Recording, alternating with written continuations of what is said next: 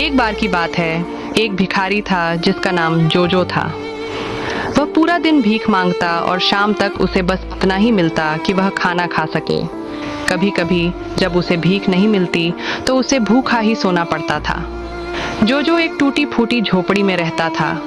एक दिन जब वह सड़क के किनारे भीख मांग रहा था, उसने देखा कि एक छोटा सा पिल्ला सड़क पार करने की कोशिश कर रहा था, लेकिन सड़क बहुत भीड़ भाड़ वाली थी, जिससे पिल्ला सड़क पार नहीं कर पा रहा था। अचानक एक तेज रफ्तार कार आई और पिल्ले को टक्कर मार दी, जिससे उसे गंभीर चोट लग गई। जोजो यह सब देख रहा था, वह तुरंत दौड़कर पिल्ले के पास गया, उसे उठाया और प्यार से सहलाने लगा। उसने अपनी भीख से मिले पैसों से पिल्ले के लिए दूध खरीदा और उसे अपने घर ले गया। घर पहुंचकर जोजो ने पिल्ले को अपने बिस्तर के पास सुला दिया और पिल्ला गहरी नींद में सो गया। जोजो के पास अब कोई पैसे नहीं बचे थे, क्योंकि उसने सारा पैसा पिल्ले के दूध पर खर्च कर दिया था। कुछ दिनों बाद पिल्ला थोड़ा ठीक हो गया। उस दिन के बाद जोजो और पिल्ला साथ मिलकर भीख मांगने लगे।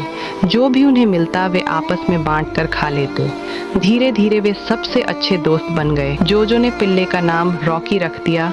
समय बीतता गया। कई दिनों तक लगातार बारिश होती रही। जोजो बीमार पड़ गया और उसे तेज बुखार हो गया।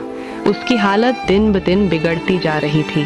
उसके पास न तो खाने को कुछ था और न ही पैसे बचे थे। ये देखकर रॉकी चिंता में पड़ गया कि अब क्या करे। फिर उसने भी वहीं जाकर बैठना शुरू कर दिया, जहाँ जोजो बैठकर भीख मांगता था। धीरे धीरे लोगों ने रॉकी को देखकर पैसे देने शुरू किए। शाम होते होते रॉकी ने कुछ पैसे इकट्ठे कर लिए और उन पैसों से दूध और खाना खरीद कर जोजो के पास ले आया। यह सिलसिला कुछ दिनों तक चला, जब तक जोजो पूरी तरह ठीक नहीं हो गया। भावुक होकर जोजो ने रॉकी को गले लगा लिया और कहा, मेरा कोई परिवार नहीं था, लेकिन तुम्हारे आने से मुझे एक परिवार मिल गया। कहानी की सीख, अच्छाई हमेशा लौट कर आती है, चाहे किसी भी रूप में हो, और वह हमेशा भलाई ही करती है। ऐसी ही प्यार भरी दोस्ती और इमोशन से जुड़ी कहानियों को सुनने के लिए हमारे चैनल को सब्सक्राइब करें और फेसबुक पर भी सोलफुल रियल से फॉलो करें। धन्यवाद।